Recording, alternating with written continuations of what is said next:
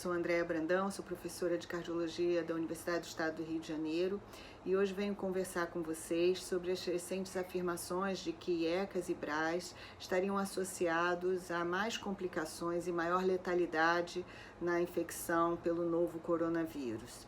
Nós temos vivido um momento de grandes incertezas e muito poucas evidências científicas que balizem as nossas ações médicas frente ao paciente infectado por esse novo vírus. Mas alguns conhecimentos têm sido levantados. O primeiro deles é que há grupos de pacientes que têm maior risco de complicações e de mortalidade. E entre eles encontram-se os pacientes hipertensos, os diabéticos e os com doença cardiovascular, incluindo-se aí a insuficiência cardíaca, a doença coronariana. Então, enquanto a letalidade geral nos pacientes infectados pelo novo coronavírus situa-se em torno de 3,4%, esse número atinge 6% nos hipertensos, mais de 7% nos diabéticos e 10,5% nos pacientes com doença cardiovascular. Mais ainda, é bem reconhecido o papel benéfico do bloqueio do sistema renina-angiotensina-aldosterona nesses contextos clínicos, de forma que as diretrizes brasileira e internacionais recomendam o uso de IECA e BRAS nessas condições clínicas. Então, qual é o racional da associação entre ECA e BRA e a infecção pelo novo coronavírus? Na verdade, isso remonta a 2002, naquela infecção pelo outro coronavírus, pela primeira SARS que nós tivemos, que verificou experimentalmente que havia uma associação entre a penetração do vírus e a expressão da enzima conversora de angiotensina 2, a chamada ECA2. Então, quanto maior a presença da ECA2, maior facilidade esse vírus penetrava em células de interesse, como as células pulmonares, as células vasculares, produzindo então as complicações tão temidas e uma evolução desfavorável para o paciente. Como compreender isso na fisiologia do sistema renina-angiotensina-aldosterona? Primeiramente, é importante destacar que a ECA2 tem como substrato principal a angiotensina 2. Ela transforma a angiotensina 2 em angiotensina 1,7, que a princípio tem efeitos benéficos, efeitos de proteção cardiovascular.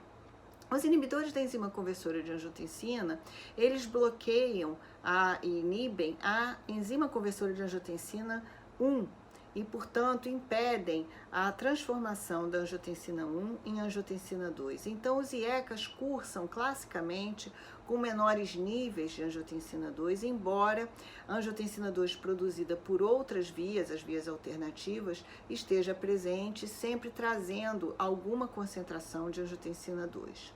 Por outro lado, os bloqueadores dos receptores da angiotensina 2 atuam sobre os receptores AT1 e eles, com isso, aumenta os níveis da angiotensina 2, sendo então substrato para uma maior expressão da ECA2 e portanto, maior participação da ECA2 nesse cenário.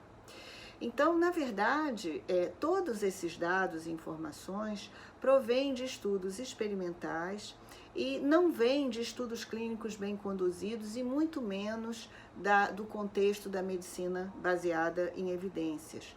Dessa forma, então, essas relações, além de não estarem bem estabelecidas, não se conhece efetivamente o impacto individual do IECA ou do BRA nessa fisiopatologia. Então, hoje a recomendação é de que não sejam suspensos os IECAs e BRAs desses pacientes, sejam eles hipertensos, diabéticos ou portadores de doença cardiovascular. E, portanto, não está recomendada a suspensão, porque faltam evidências que suportem essa recomendação.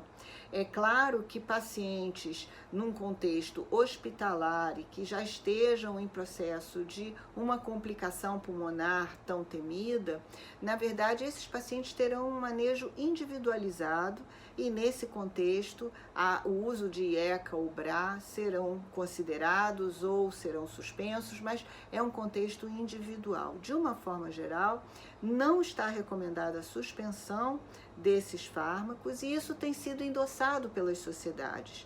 Então, notas foram emitidas pela Sociedade Brasileira de Cardiologia, pelo Departamento de Hipertensão Arterial da SBC e pela Sociedade Europeia de Cardiologia, através do Council of Hypertension, reconhecendo que não há evidências e que, portanto, a opinião dos especialistas é de que não haja a suspensão desses fármacos no contexto clínico desses pacientes, até porque isso poderia desestabilizar essas condições clínicas poderiam sair do seu controle habitual, tornando esse paciente mais suscetível a complicações subsequentes à infecção pelo novo coronavírus.